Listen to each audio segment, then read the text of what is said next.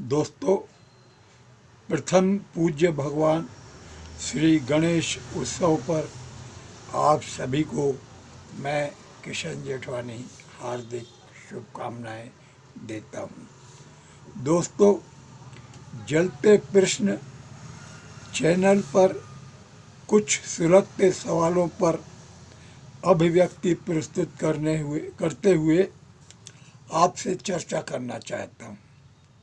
दोस्तों, समय समय पर मिले आघात दिल में पके फैले जख्मों के मवाद को स्याही समझकर कलम में भरकर चंद शब्द कागजों पर रखकर दिल के दर्द से राहत पाने की तमन्ना और प्रशासन शासन में बैठे जिम्मेदार लोगों का जन समस्याओं की ओर ध्यान आकृष्ट करने। यदि मेरा यह प्रयास आप लोगों को अच्छा लगता है, जन समस्याओं को उठाना चाहिए, तो सुलगते सवाल चैनल पर आप सब्सक्राइब करिए, लाइक करिए, अधिक संख्या में दोस्तों को जोड़ने का प्रयास करिए। जितनी संख्या अधिक होगी उतनी बात सुनी जाएगी, ऐसा विश्वास करते हुए दोस्तों, न मिटी तीरगी गुलिस्तां की तो उसने मेरे नशे मन पर बिजलियां गिरा दी।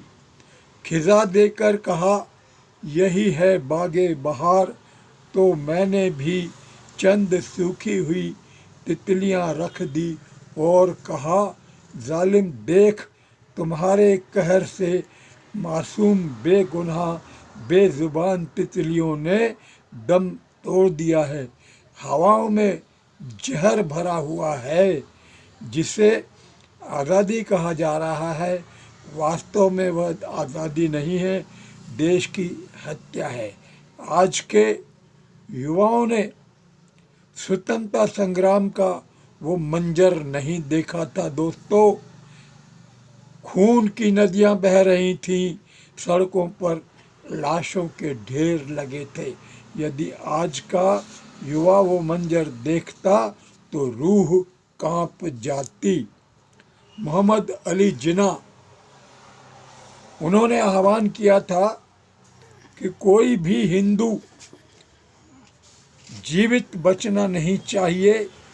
हालात ऐसे खतरनाक थे कि मुकाबला करने के लिए सुभाष चंद्र बोस ने 21 अक्टूबर दिन गुरुवार 1943 को यानी 1943 को सिंगापुर में अखंड भारत के पहले प्रधानमंत्री के पद की शपथ ली।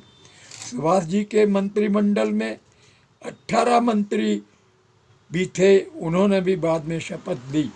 शपथ लेते समय सुभाष चंद्र बोस रो रहे थे, कत्लेआम से बहुत दुखी थे। सुभाष जी ने लोगों की जान माल की रक्षा करने के लिए अपने पास रक्षा मंत्रालय भी रखा था। सुभाष चंद्र बोस को अनेक देशों ने उनकी सरकार को मान्यता दी, यह कटु सत्य है। दोस्तों, ब्रिटिश सरकार को सन 1943 में 43 में हिंदुस्तान से चले जाना था। ब्रिटिश सरकार ने तो अपना बोरिया बिस्तर लगभग लपेट के तैयार कर लिया था। जाने की तैयारी थी कि देश के कुछ गद्दारों ने ब्रिटिश सरकार से समझौता किया, दोस्ती की, उसके पक्ष में खड़े हो गए। नतीजा हमें ब्रिटिश सरकार, अंग्रेज सरकार के अत्याचार और समय तक झेलना पड़े। बात 1947 तक पहुंच गई और देश की हत्या हो गई। दोस्तों, अंग्रेज चले गए मगर अपनी औलाद यहीं छोड़ गए। अंग्रेज की उसी औलाद को सिस्टम कहते हैं, सरकारी मशीनरी कहते हैं। ये सरकारी मशीनरी संवेदनशील नहीं है। अंग्रेजों की औलाद हमने अंग्रेजों की औलाद को सिर माथे पर बैठाया। जैसा कि हमारा दयालु स्वभाव है, संवेदनशील लोग हैं भारत के। 73 वर्ष बीत गए, 73 साल में हम परिवर्तन नहीं कर पाए। दोस्तों, भ्रष्ट, मगरूर, घमंडी, रिश्वतखोर, कामचोर, नमक हराम अंग्रेज की औलाद का नाम है सरकारी मशीनरी। गैर जवाबदेह नौकरशाहों का जाल अब तो गांव तक फैल गया है। दोस्तों, हमारे गांव में भरोसा रहता था, भाईचारा, सुकून रहता था, विश्वास रहता था। हमारे बुजुर्ग चैन की नींद सोते थे। घरों के दरवाज़ों पर ताले नहीं लगाए जाते थे। घर की देख रेख की जिम्मेदारी पड़ोसी को दी जाती थी।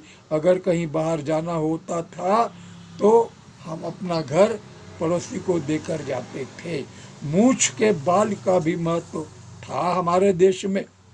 अंग्रेजों ने हमारे उन संस्कारों को, उन सामाजिक परंपराओं को नष्ट कर दिया। अब पड़ोसी ही पड़ोसी का घर लूटता है, मकान और संपत्ति पर अतिक्रमण, कब्जा करता है, सेंधमारी करता है। पड़ोसी सबसे बड़ा चोर और डकैत हो गया है। दोस्तों,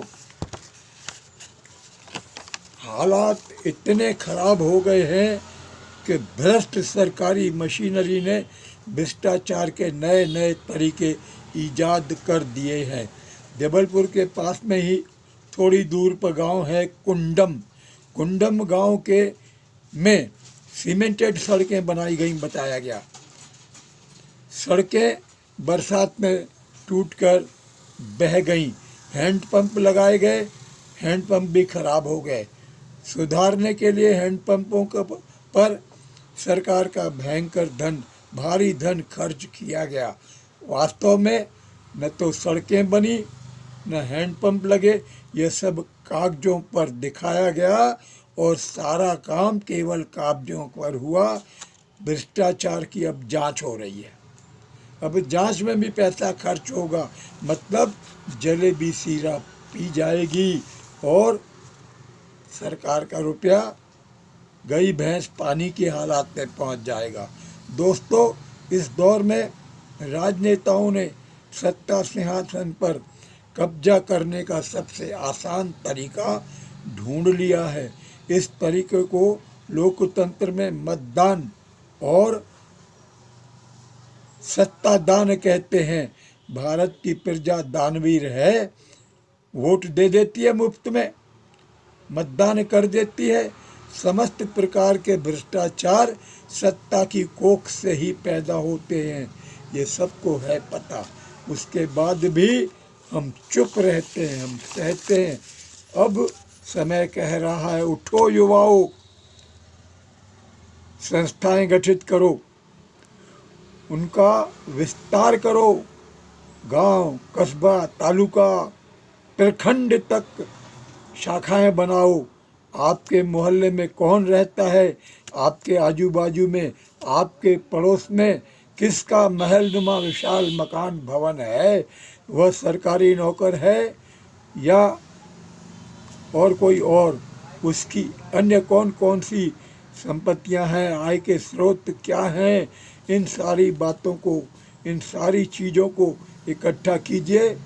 RTI का उपयोग करिए, राइट टू इन्फॉर्मेशन, सूचना का अधिकार, और सारे दस्तावेज प्रमाण इकट्ठे करने के बाद काला धन बाहर निकालो। आंदोलन चलाइए, अभियान चलाइए। चोर चोर मौसेरे भाइयों को ये जिम्मेदारी अब नहीं देना। अब अपने हाथ में ये सब जिम्मेदारी लेकर काम करना पड़ेगा, तभी कुछ परिवर्तन आएगा। दोस्तों, भारत माता की जय तो मैं कहूँगा आपसे, लेकिन इसी बीच में एक ब्रेकिंग न्यूज़ आ गया। जनता कहती है कि राजनीतिक हत्याओं की जांच भी होना चाहिए। ताशकंद में तत्कालीन प्रधानमंत्री लाल बहादुर शास्त्री जी की हत्या की जांच होना चाहिए। समस्तीपुर बिहार में बम कांड के दौरान तत्कालीन रेल मंत्री ललित नारायण मिश्र की हत्या की जांच भी होना चाहिए। मध्य प्रदेश में कांग्रेस की तेज तर्रार नेता महिला नेता सर्रा मिश्रा की भी हत्या की जांच होना चाहिए। राजस्थान में राजेश पायलट, उनका सड़क दुर्घटना में हत्या करना, इस तथाकथित दुर्घटना बता देना, इसकी भी जांच होना चाहिए। और तो और राजेश पायलट के बाद आगे चलिए तो माधवराव सिंधिया जी खुद एक विमान चालक थे, एक बेहतरीन पायलट थे, उनकी भी विमान दुर्घटना में मृत्यु हो गई। ये साजिश है, ये हत्या है। इन हत्याओं की भी जांच होना ही चाहिए। कांग्रेस में दम है कांग्रेस की औकात कि कांग्रेस मांग करे, खुद कांग्रेस की तरफ से पहल होना चाहिए कि इन राजनीतिक हत्याओं की जांच हाई लेवल पर होना चाहिए। दूध का दूध, पानी का पानी होना चाहिए। इस ब्रेकिंग न्यूज़ के बाद पुनः जनता को प्रणाम करता हूं कि जनता ने ब्रेकिंग न्यूज़ भेजा है। भारत माता चाहती है कि अब देश में व्यापक परिवर्तन होना चाहिए। यहाँ पर अब भ्रष्टाचार नहीं होना चाहिए, देश के प्रति समर्पित प्रशासनिक व्यवस्था होना चाहिए और सबसे पहले भारत सरकार को काम नहीं तो वेतन नहीं का कानून पास करके लगाना चाहिए और भ्रष्टाचारियों की संपत्ति को राजसात करके देश का धन देश को देना चाहिए। काला धन हर कीमत पे बाहर आना चाहिए। मेरे इस चैनल में आज का विषय है भ्रष्टाचारी पकड़ो। पकड़ो, जहाँ भी दिखे भ्रष्टाचारी पकड़ो। जब तक भ्रष्टाचारी नहीं पकड़ोगे ये देश का भला नहीं होने वाला। इसीलिए मैं आह्वान करता हूँ कि भ्रष्टाचारी पकड़ो। भारत माता की जय।